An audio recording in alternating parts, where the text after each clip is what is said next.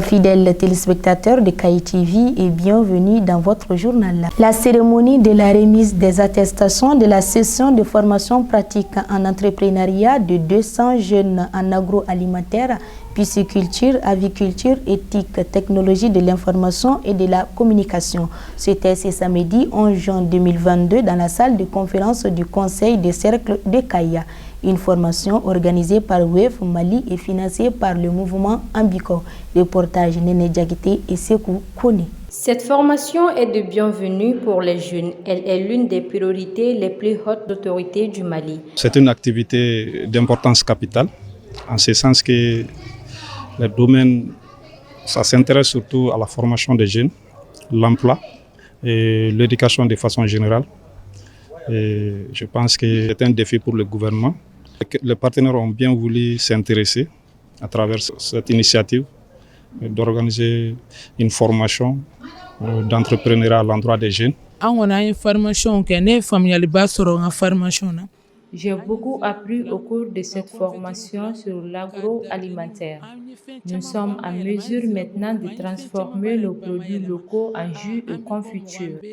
Nous remercions les initiateurs WAYEF Mali et le mouvement Ambico pour cette initiative. Nous remercions également les formateurs pour la qualité de la formation. Cette formation est organisée par WAYEF Mali et financée par le mouvement Ambico. Le 13 juin, c'est la journée internationale de l'albinisme. Son but est de sensibiliser le grand public aux difficultés rencontrées par les albinos dans leur vie quotidienne et lutter contre les rejets qu'ils peuvent parfois subir dans certaines sociétés. Cette année, KAI TV est allé à la rencontre d'une femme albinos. Suivons le reportage de Abibatou Diakité.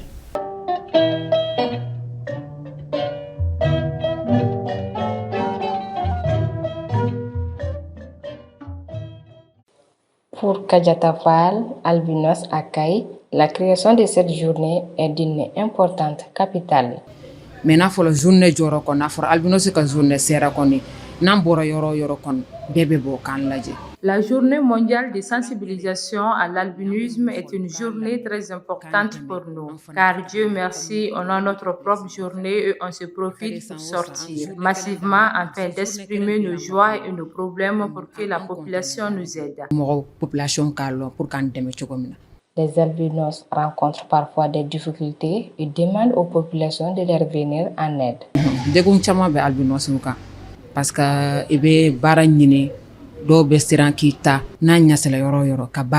nous, les albinos, on a beaucoup de difficultés car les gens ont peur de nous. Ce que je demande, c'est de nous aider à avoir du travail dans n'importe quel domaine, de protéger nos enfants pendant la période électorale. Aussi, nous procurer les produits que nous utilisons pour nos corps contre le soleil. Vraiment, on a besoin d'aide. Mais l'élection sera ou bien yorobe kangan de protéger. Clé farniara en bolofana. Il est à rappeler que la première journée mondiale de l'albinisme a été célébrée le 13 juin 2015. Le lancement du livre L'espoir dans l'amertume de Mariam Boubacar Maïga a eu lieu le samedi 11 juin 2022 dans la Bibliothèque nationale de Bamako. Anna Kamara et Mohamed Samake étaient sur place. De l'accident à l'acceptation de son handicap, le livre L'espoir dans l'amertume, divisé en 2 chapitres, relate parfaitement le parcours de Mariam Boubacar Maïga. Victime d'un accident de circulation et faisant d'elle une personne en situation de handicap, à sa place, on aurait perdu goût à la vie. L'auteur de L'espoir dans l'amertume invite les personnes dans sa situation à faire de leur handicap une source de motivation. Espoir dans l'amertume est un récit de vie dans lequel je raconte comment le destin m'a contrainte à être dans une situation de handicap à la suite d'un accident de la circulation à l'âge de 16 ans. Alors j'ai décidé d'écrire ce livre pour partager mon histoire avec mes lecteurs, également inciter les jeunes qui sont dans la même situation que moi à faire de leur handicap une force, une source de motivation. Je leur demande de croire en eux, et de toujours regarder le bon côté des choses et se dire que tant qu'on est en vie, il y a de l'espoir. Il ne faut jamais baisser les bras. Et aux jeunes handicapés, aux jeunes porteurs de handicap, de ne jamais baisser les bras, de serrer la ceinture et réaliser de grandes choses. Notre couche en a besoin. Le secret, c'est le soutien de ma famille. J'ai une famille très très aimante qui a toujours été présente pour moi. Comme vous l'avez vu cet après-midi, ma famille est toujours présente pour moi. Elle m'a aidé à me forger un fort caractère et un mental en acier. Je lui dois tout. Vous savez, être une personne en situation de handicap dans un pays où les regards vis-à-vis des personnes vivant avec un handicap n'ont pas connu un grand changement reste le tréfonds des difficultés pour notre couche. Alors je leur dirais d'accepter leur handicap, ce n'est pas facile. Je suis passée par là, je sais de quoi il s'agit. Je leur demande d'être forts et de prendre leur handicap comme source de motivation. Mariam Boubacar Maïga bénéficie du soutien de sa famille, particulièrement de son père. En tant que papa, je dis que mon devoir c'est d'accompagner mes enfants dans leur éducation et c'est ma mission. Et je dis à Mariam, que ce soit Mariam ou les autres, battez-vous, battez-vous. Et toujours en l'esprit que ce que vous devez faire demain doit être meilleur à ce que vous avez fait aujourd'hui. C'est ma vocation. Je sens que j'ai quand même accompli une partie de ma mission. Une partie de ma mission, vous comprenez que depuis la 10e année où elle a été victime de cet accident, je l'ai accompagnée. Et aujourd'hui, je vois que j'ai quand même atteint un objectif. Même si encore il y a d'autres étapes. Il y a d'autres étapes. Et là aujourd'hui, son diplôme, qu'on ne pouvait pas imaginer, mais aujourd'hui elle a son diplôme. Et maintenant elle est sur le marché de l'emploi, elle se bat, elle cherche un emploi. Et ça aussi c'est une autre étape de sa vie. Et je dois l'accompagner. Le livre est disponible à la librairie Larousse et la librairie Bas du Grand Hôtel de Bamako. Comme dit l'adage, tant que l'on vit, il y a de l'espoir. Une fille sur 5 est mariée avant ses 18 ans. À travers le monde, 650 millions de femmes vivent aujourd'hui ayant été mariées dans leur enfance. Reportage Salama Sissé et Nana Djabi.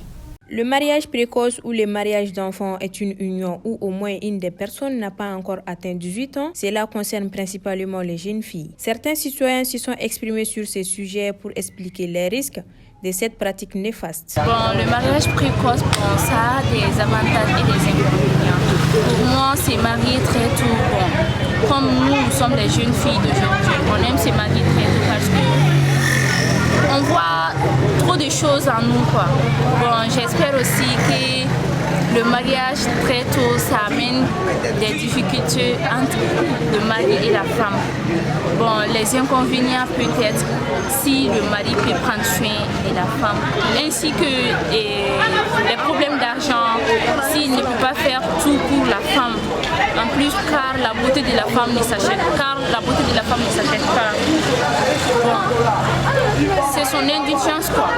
À un certain niveau, le mariage précoce, si la fille développe une certaine faculté de maturité, une certaine faculté de prétendre à la vie, pour circonscrire à certains méfaits, à certains actes qui ne sont pas honorifiques pour la famille de la fille. Sur le plan religieux, on peut consensuellement, je le dis bien consensuellement, si la fille est consentante, le mariage peut être fait. Par contre, si la fille n'est pas consentante, si la fille n'a pas un certain âge ou un certain physique pour supporter les actes dont j'ai cité précédemment, je leur conseillerais de surseoir ou d'attendre quand même l'âge majeur pour pouvoir donner la fille au mariage. Bon, pour moi, vu que je suis de la génération 21, pour moi, le mariage précoce n'a vraiment pas d'avantage. Parce que non seulement il y a des problèmes au niveau sanitaire, mais au niveau émotionnel. Pour la jeune fille qui se marie, il y a des difficultés. Il faut un certain âge pour avoir des enfants. Or, précocement, on ne peut pas enfanter. Donc, il y a des difficultés au niveau sanitaire. Il y a aussi des difficultés au niveau émotionnel lorsque la personne qui est mariée précocement ne veut pas se marier en fait, quand elle est obligée. Il y a aussi ce problème-là. Pour la génération 21, vraiment, on est contre le mariage précoce. Tout enfant a droit à la vie, à la sécurité et à l'éducation. Nous devons les soutenir, surtout les protéger. Campagne de dénigrement contre les femmes. L'état-major des armées dément les accusations mensongères contre les femmes en publiant un communiqué. Je reçois Kani Sissoko pour le communiqué. Bonsoir Kani, comment allez-vous? Bonsoir, ça va, merci. Que dit le communiqué? Oui, alors le samedi 4 juin, l'état-major des armées maliennes a publié un communiqué pour démentir certaines accusations contre les forces armées maliennes, accusées d'avoir exécuté des civils dans une localité du pays.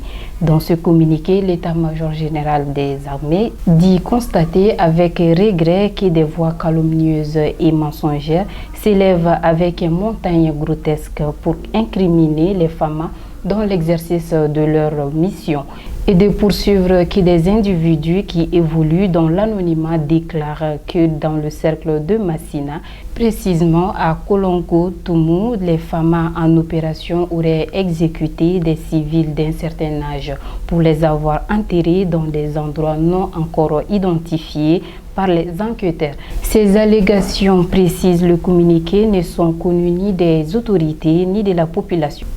D'ailleurs qu'après vérification et enquête des prévôtés auprès de certains locaux et de certains informateurs des autorités de la place, aucune trace du charnier n'a pu être relevée. À cet effet, l'état-major des armées maliennes a exprimé son regret face à ces accusations qui n'ont d'autre mobile que de s'aimer un climat de méfiance entre les populations et les femmes. Voilà Mathis, c'était tout pour le communiqué. Merci Kani Sissoko et à très bientôt. C'était tout pour cette édition. Merci de l'avoir suivi et restez en compagnie de KITV sur C. Je vous souhaite une excellente soirée.